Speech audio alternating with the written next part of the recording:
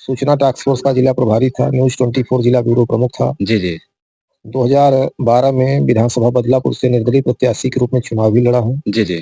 पुजारी सन्यासी में यही अंतर होता है, कोई भक्षी होता है, तो कोई शाकाहारी होता है। आखिर भक्षी और शाकाहारी में क्या अंतर है? ऐसा है कि भक्षी जो होते हैं अघोरपंथी होते हैं जी। और शाकाहारी जो होते हैं वैष्णवपंथी होते हैं। जी। नमस्कार मित्रों, मैं आपका प्रिय मित्र सूरज। आज बहुत दिनों बाद मैं दिखाई दे रहा हूँ और हूबहू आप देख पा रहे होंगे हमारे सामने बाबा जी को। बाबा जी की द्वारा कही गई बातें कहीं न कहीं सत्य होती हैं, क्योंकि आपने देखा तमाम प्रकार के ऐसी घटनाएँ हुई जिस पर बाबा जी अपने वक्तव्य को रखते हैं और वह सत्य साबित होती है। आज फिर से एक नए वीडियो के साथ जुड़ा हूँ और कहीं न कहीं ये शक्तियाँ और ये वैभव कहाँ से माता माँ आदिशक्ति बाबा जी की और बाबा जी के ऊपर विराजमान हुई, वो जानने की कोशिश करेंगे और इनकी जीवनी के बारे में भी जानेंगे। कब से ये कितने उम्र की आयु में ही कब ये माता आदिशक्ति के शरण में गए, कब इनको ये दैवी शक्तियाँ प्राप्त हुईं। आइए हम जानते हैं, बहुत कुछ बातें करेंगे। अब वीडियो में बने रहेंगे तो आपको भी आनंद आएगा और आप जानेंगे संघर्ष भरी कहानी को और आम आदमी से एक दैव रूप धारण करने वाले बाबा जी को भी जान पाएंगे। तो बने रहिए वीडियो में। बहुत-बहुत स्वागत है बाबा जी। भैया आपका भी स्वागत है इस सनातन युग जौनपुर चैनल के सभी दर्शकों को माहुति आशक्ति कृपा से मेरा आशीर्वाद प्राप्त हो। बाबा जी छोटा सा क्वेश्चन है कि आप की द्वारा कही गई जो बातें हैं वो कहीं ना कहीं सत्य नजर आती हैं और हमने भी देखा और तमाम देशवासियों ने भी ये चीजें देखी हैं। आपने अनुराग यादव हत्याकांड जब हुआ था तो आप बहुत ही प्रचलन उस समय जागरूक थे और आपकी द्वारा कही गई बातें कहीं ना कहीं सत्य नजर आती थी और आज भी आपकी द्वारा कही गई बातें सत्य भी नजर आती हैं। ये सत्य आप कैसे बोल पाते हैं, या कोई दैवी शक्ति है या फिर कुछ और? ये सब भैया माँ भगवती आशक्ति कृपा से है। जी। उनकी कृपा न होती तो हम कुछ न होते। माँ की कृपा है कि सब सत्य होता है जी।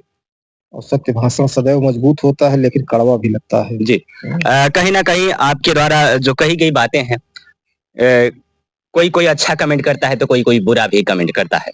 मैंने देखा कि कोई कोई बाबा आप झूठ बोल रहे हो, ये है वो है, तमाम प्रकार की बातें लोग रखते हैं और कहीं ना कहीं आप भी पढ़ते होंगे तो आपको कैसा महसूस होता होगा? हम खुश होते हैं क्योंकि जाकी रही भावना जैसी हर मूरत देखी तीन तैसी। जी। माँ भगवती आदिशक्ति की इच्छा से ही उनके अंदर यह कमेंट आ रहा है। जी, जी। मैं बद्दुआ किसी को नहीं देता हूँ। जी। सबकी सलामती के लिए माँ भगवती आदिशक्ति से प्रार्थना करता हूँ कि जो जैसे हैं जहाँ हैं जी। सर्व जन हिताय सर्वजन सुखाय, सबका हित हो सबका सुख हो उसी मेरा भी सुख है। अच्छा बाबा जी, एक छोटा सा क्वेश्चन, साधु शब्द का मतलब क्या होता है? देखिए ऐसा है कि साधु का मतलब होता है सज्जन। जी। ध्यान दीजिएगा जी। कि जिसकी वाणी में, कर्म में, जी। सारी व्यवस्थाओं में सज्जनता शामिल हो वही साधु है। जी। और जो अपने इष्ट का जाप करते करते अपना थोथा उड़ा दे, जी। जी। साधु ऐसा चाहिए जैसा सूप सुभाए और सार सार को गहरे थोथा दे उड़ाए। जी। क्षीर नीर विवेकी जैसे हंस होता है उसी तरह साधु होते हैं। बुराइयों को छोड़ने का विचार पैदा कराते हैं, अच्छाइयों को ग्रहण करने का विचार पैदा कराते हैं। जी। हमारे इस भारत देश में कई ऐसे बाबा हैं जिनके ऊपर लांछन भी लगाया गया है, आज तक वो जेल में पड़े हैं। आखिर सनातन के ऊपर क्या प्रभाव पड़ता है और सनातन इसे किस नजरिए से देखी? ऐसा है कि यही सब कालनेमी साधु जो रहे हैं, यही सनातन सभ्यता को कमजोर किए हैं। जी। आध्यात्म को कमजोर किए हैं। क्योंकि ये कालनेमी साधु हैं। जी। इनके साथ जो हुआ, इनके इष्ट ने जो किया अच्छा किया, बुरा नहीं किया। जी। क्योंकि ये कलयुग है, जैसा गुड़ खाओ वैसा फोड़ा हो, चिराना पड़े, कोई बच नहीं सकता। जी। चाहे मैं हूँ चाहे कोई भी हो। जी। अब हम जीवनी की तरफ चलते हैं।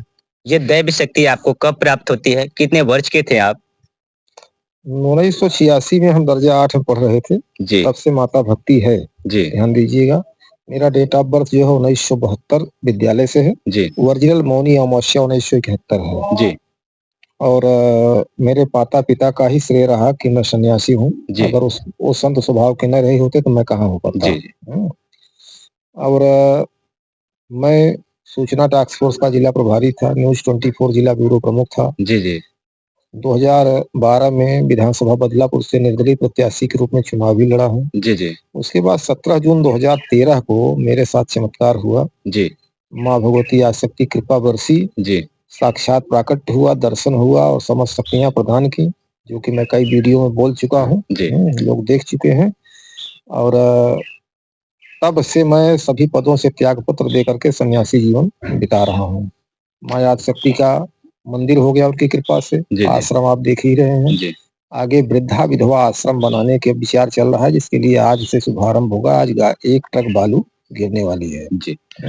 ये बहुत बड़ी बात है, क्योंकि एक छोटे से गांव में रहने वाले बाबा जी, जो कि एक वृद्धा आश्रम का निर्माण कर रहे हैं, जिसमें वृद्धा जो माँ बाप होते हैं, कहीं ना कहीं जब बच्चे बड़े हो जाते हैं, कहीं ना कहीं शहरों में ये घटना ज्यादा घटती है और लोग अपने माँ बाप को छोड़ देते हैं और छोड़ने के बाद उनका वृद्धाश्रम में ले जाने के छोड़ने के बाद क्या गति होती है ये नहीं जानते हैं। लेकिन कहीं ना कहीं आगे बढ़ के आगे बढ़ने के बाद माँ पिता की सेवा करने का एक सौभाग्य होता है, जो बेटे को होता है।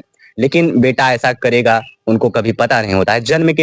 जन्म देने के बाद बेटे को पुचकारना और 9 महीने लेकर कोख में चलना, टहलाना, चलाना और दुनिया दिखाना माता पिता का काम होता है। लेकिन वही बच्चा ठोकर मारता है तो बड़ी तकलीफ होती है। कहीं ना कहीं आप देख पा रहे होंगे कि बाबा जी के नजरिए में, और बाबा जी एक वृद्धाश्रम का निर्माण भी कर रहे हैं, जिसमें बूढ़े माँ बाप को सहारा मिले। और यह सहारा देने के बाद कैसी अनुभूति होती है बाबा जी को, ये तो वीडियो में पता चलेगा।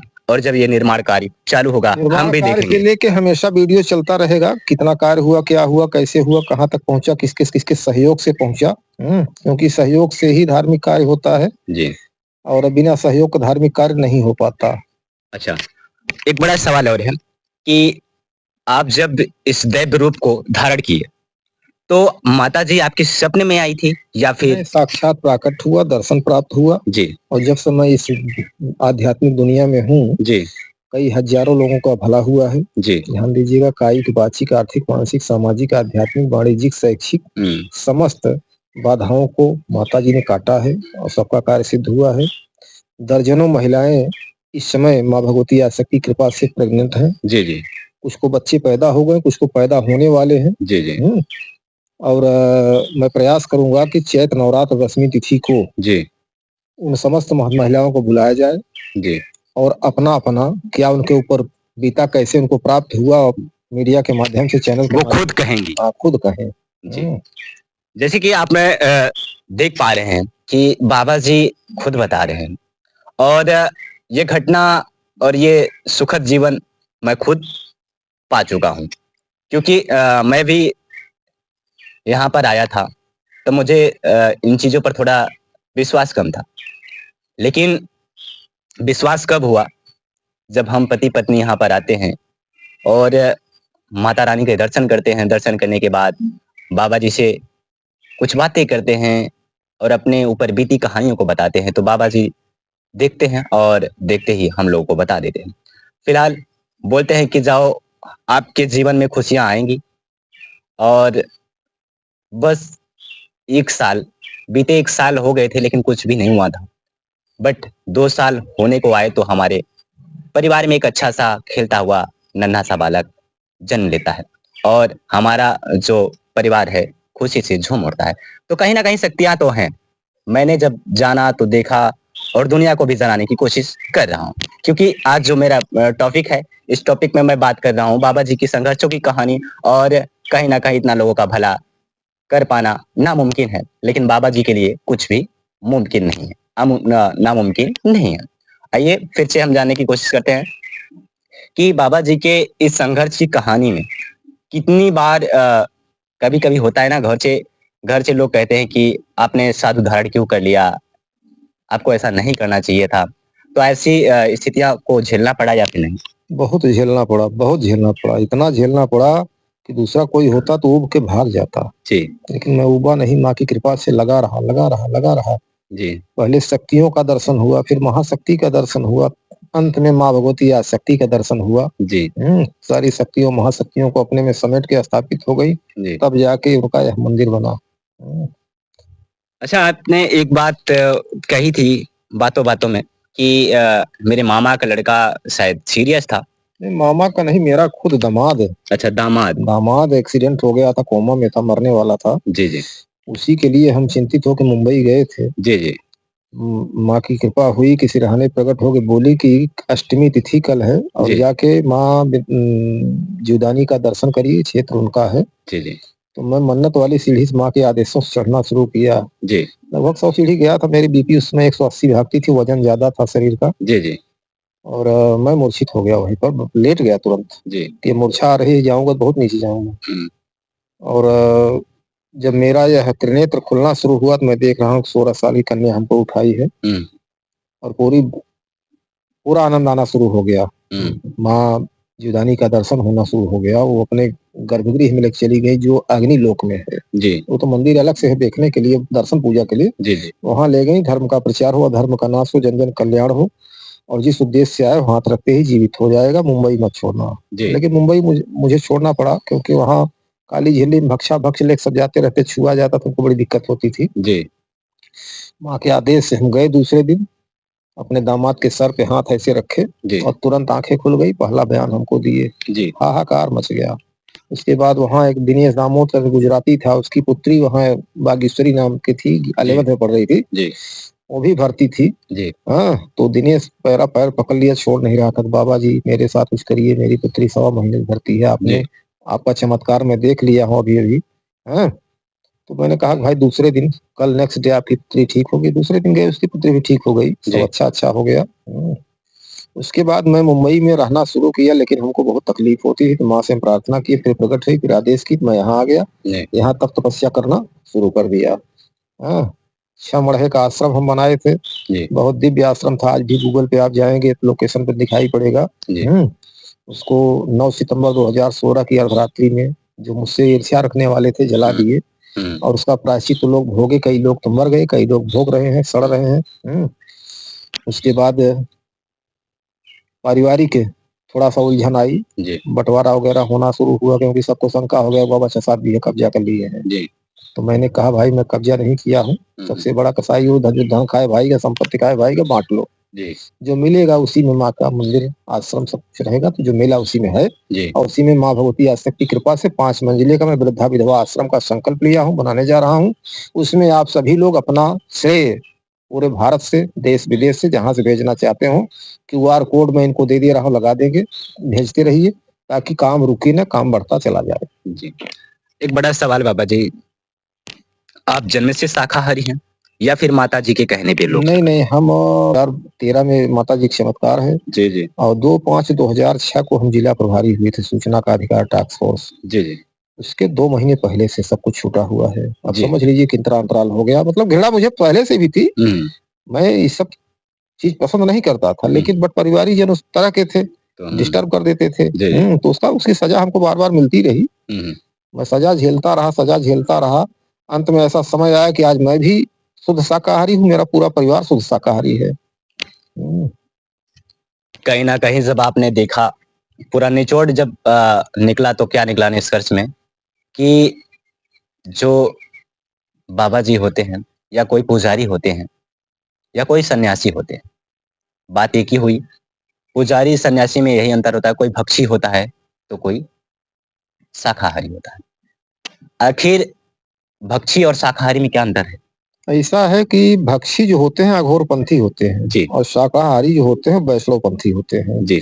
वैष्णवपंथी कभी भी नर बलि की तरफ नहीं जाएँगे, ना पशु बलि की तरफ जाएँगे। जी। ध्यान दीजिएगा, ना पक्षी बलि की तरफ जाएँगे और अघोरी जो है सब कुछ करते हैं, वो मुर्दे का मांस भी खाते हैं। जी, जी। तो इसलिए माँ भगवती आदिशक्ति कृपा से अगर देखा जाए तो मैं सर्वपंथी हूँ। जी।